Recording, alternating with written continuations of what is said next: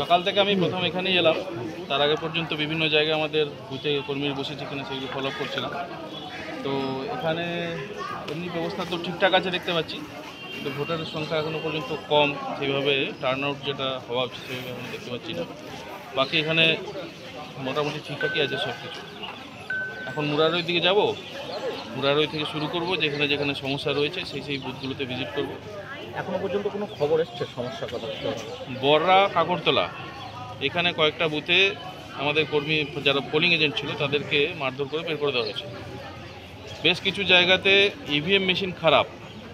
আর সিউড়ি শহরে ৭৮ নম্বর বুথ, সেখানে মারামারি হয়েছে। আমাদের পোলিং এজেন্ট যারা ছিল তাদেরকে পোলিং বুথ থেকে মেরে বার করে দেওয়া হয়েছে। আমরা কমপ্লেন করেছি, দেখছি আমরা কী করা যায়। 18 নম্বর ওয়ার্ডে বিজেপির অস্থায়ী ক্যাম্প অফিস ভেঙে দিয়েছে। কী বলুন? দেখুন, এটা তৃণমূলের সংস্কৃতি। তৃণমূল এইভাবে ভোটে জিততে চাইছে, কারণ তৃণমূলের জনভিত্তি শেষ হয়ে গেছে। মানুষ তৃণমূলের বিরুদ্ধে ভোট দেওয়ার জন্য মুখিয়ে আছে। এখন মানুষ যাতে ভোট না দিতে পারে, সন্ত্রস্ত হয়ে ভোট কেন্দ্রের দিকে না যায় ভয় পেয়ে, সেই জন্য তৃণমূল কিছুটা সন্ত্রাস করছে। কিন্তু এই সন্ত্রাসের জবাব সাধারণ মানুষরা দেবে, ভোটাররা দেবে, সেই জন্য চিন্তার বিশেষ কিছু কারণ নেই। সাধারণ মানুষই দায়িত্ব নিয়ে নিয়েছে এদেরকে সরানো। আমাদের বিজেপির পক্ষ থেকে এটা বুথ করা হয়েছিল বসার জন্য, ভোটার স্লিপ বিতরণ করার জন্য। তো আমরা ভোরবেলা 5:30টায় খবর পাই যে তৃণমূলের দুষ্কৃতীরা রাত্রেবেলা আমাদের এই প্যান্ডেলটা ভেঙে দিয়েছে। কি কাজ করা হতো, মানে এখানে কিসের জন্য করা হয়েছিল প্যান্ডেল? এটা করা হয়েছিল আজকে যে ভোট, লোকসভা ভোট, তো সেই ভোটের কারণেই যে এখানে বুথ ক্যাম্প করা হয়েছিল।